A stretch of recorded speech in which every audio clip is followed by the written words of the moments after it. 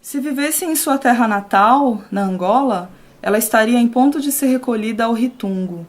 Sim, quando ela ficou núbia, teria sido afastada da convivência dos homens, e no Ritungo se processaria a longa preparação para o casamento, a mucanda. Seriam muitas e muitas luas de expectativa, até que estivesse pronta para se casar. Sim, a iniciação da virgem era longa. Ela teria que aprender tudo o que uma mulher necessita para ser uma companheira, uma esposa, fiel e devotada ao seu homem. Para comprovar essas qualidades, ela teria que tocar o hirimba-rimba todas as madrugadas antes do galo cantar. Era assim mesmo, era assim. Depois viria o casamento, a grande festa. Ela dançaria e por fim desposaria o manto da pureza, o zeva, para entregar-se a ele pura, absolutamente pura. Entretanto, o destino nos uniu em terra estranha, onde vieram como se fossem feras garroteadas no navio negreiro. Aqui tudo foi diferente.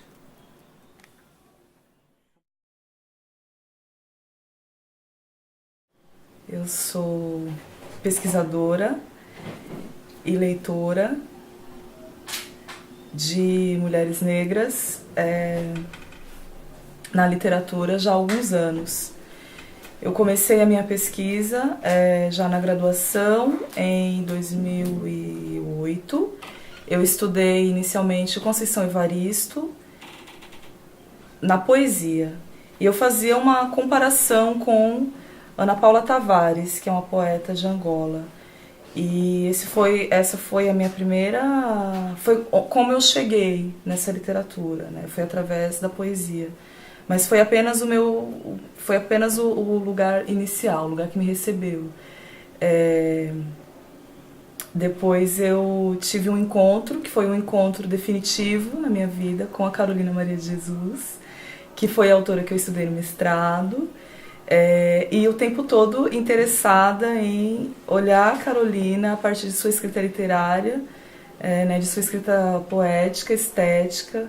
Então, tentei fazer esse exercício no mestrado, de observar a Carolina em sua abordagem mais completa, para fora do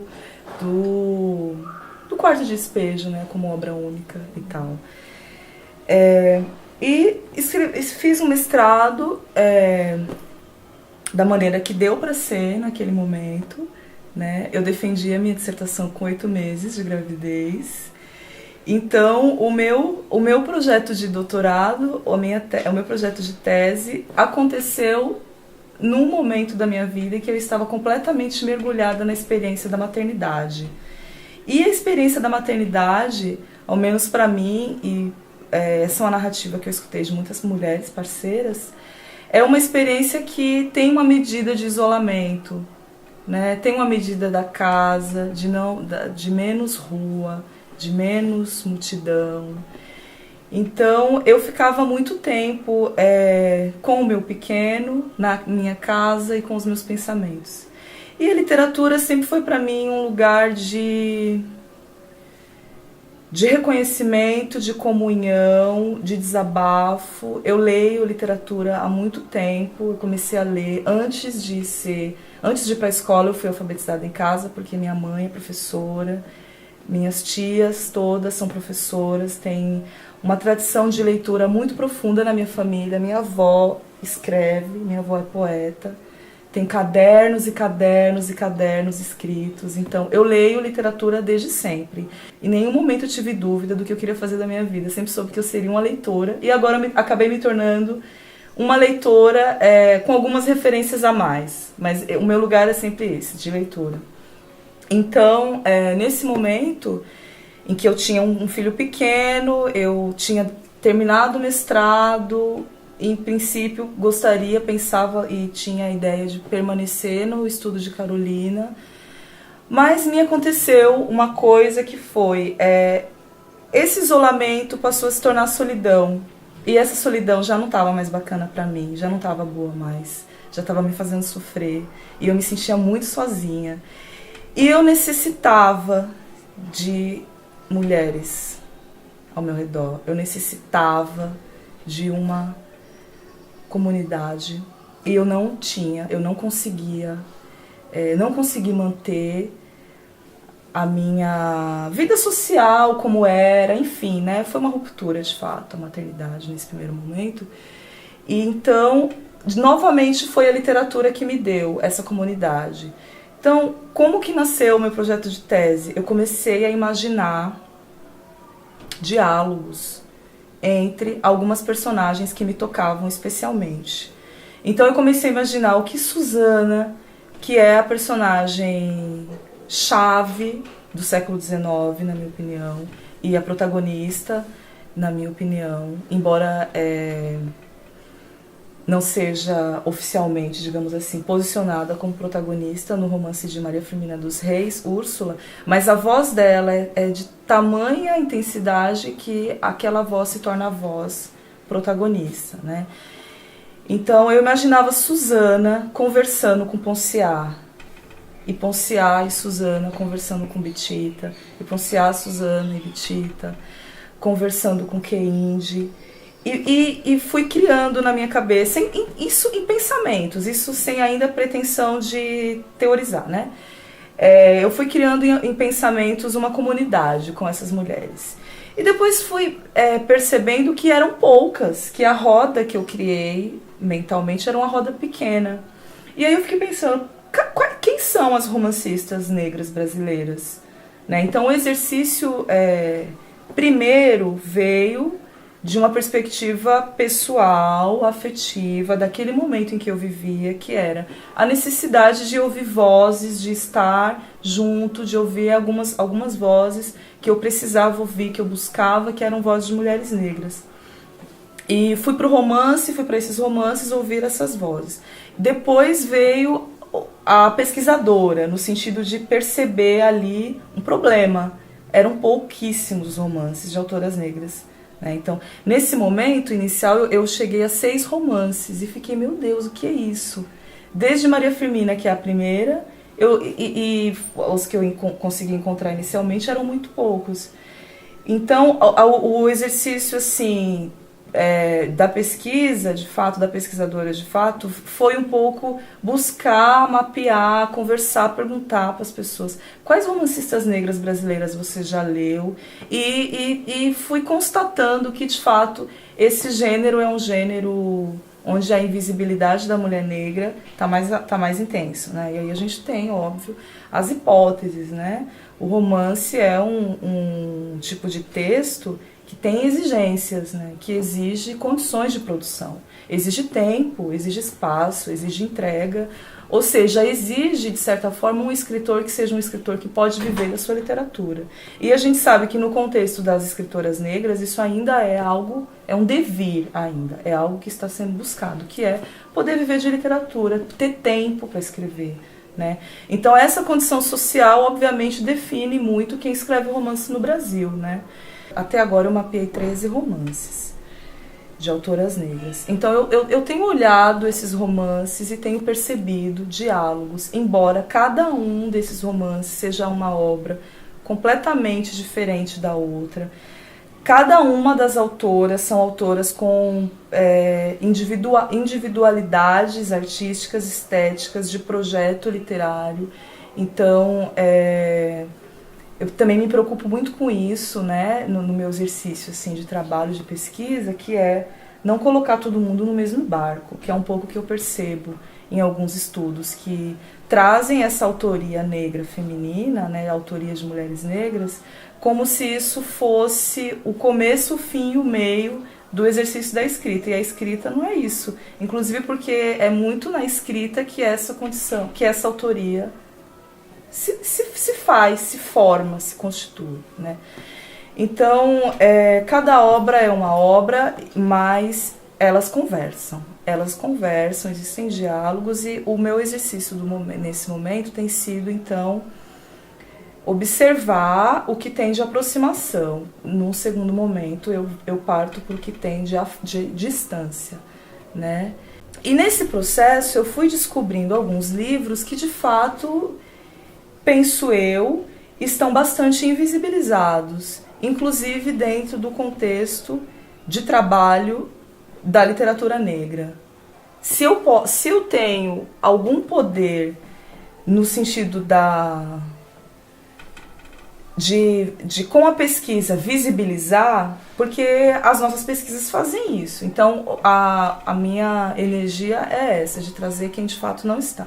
Então aí eu cheguei em Anajá Caetano, por exemplo, que é uma autora que eu tenho falado por aí e que me parece ainda tá bastante desconhecida, né? Mesmo de quem está fazendo o exercício, né, de pensar essa literatura, mas eu posso estar equivocada. O fato é que eu não encontrei muitos trabalhos, né? A Anajá Caetano é uma escritora mineira, né, da região sul de Minas, e ela escreve um romance na época da ditadura militar. Ela publica em 66 e ela se coloca como romancista negra.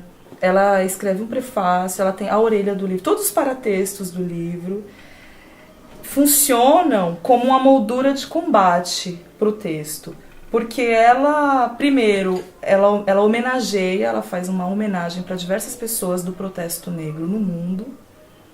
Ela se coloca como descendente direta de uma etnia do sul de Angola, que teve uma presença em Minas, que são os Choque, não sei se é assim que fala. Então ela se coloca como descendente dessa etnia e, portanto, ela se coloca como uma mulher africana, descendente de africanos, e escreve um romance todo dentro dessa construção identitária. Ela não se põe como uma escritora negra, e sim como uma romancista negra. Então ela tem a perspectiva da forma como a forma que constitui, né, essa autoria nesse sentido. E aí cheguei no romance de Anajá Caetano, Negra Efigênia, Paixão do Senhor Branco, publicado em 1966 por uma editora minúscula em São Paulo, que na verdade nem existe mais. Eduardo de Oliveira fez o prefácio do romance. Ela cita diversos personagens importantes, diversos atores, aliás, importantes dessa época, né, do protesto negro no Brasil e no mundo. Porém, o romance está muito circunscrito ao seu tempo. Então, por exemplo, o romance celebra o 13 de maio, com propriedade, com busca, né, como resposta mesmo aos problemas. Então, o romance tem toda uma construção de diminuir o campo do conflito, né? A Efigênia é uma escravizada que é raptada pelo senhor e se casa com ele. Ela é objeto amoroso, ela não é objeto sexual. Então a Anajá faz um exercício, que vai curto-circuitando todos os lugares pré-concebidos, onde o corpo negro e a própria cultura negra, de forma mais ampla, estavam colocados naquele momento. Então, a mulher, ela inverte apenas a lógica. O exercício dela é de inversão. Então, a mulher negra é a esposa, é o objeto amoroso e é a mãe. A mulher branca é devassa sexualmente, se relaciona com os escravizados homens, as escravizadas mulheres, não consegue gerar, ela não pare, o ventre dela é seco.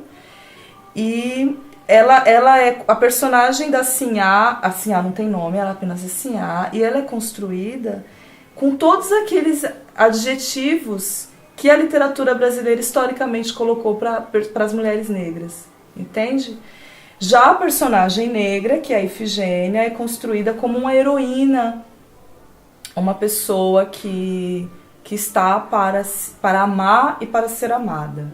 Então, ela se relaciona afetivamente com o Senhor, que também se transforma por conta dessa relação.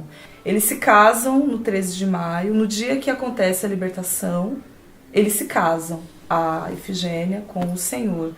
Então é um romance que está pautado numa outra concepção que hoje nós olhamos com estranhamento, mas que já foi legítima.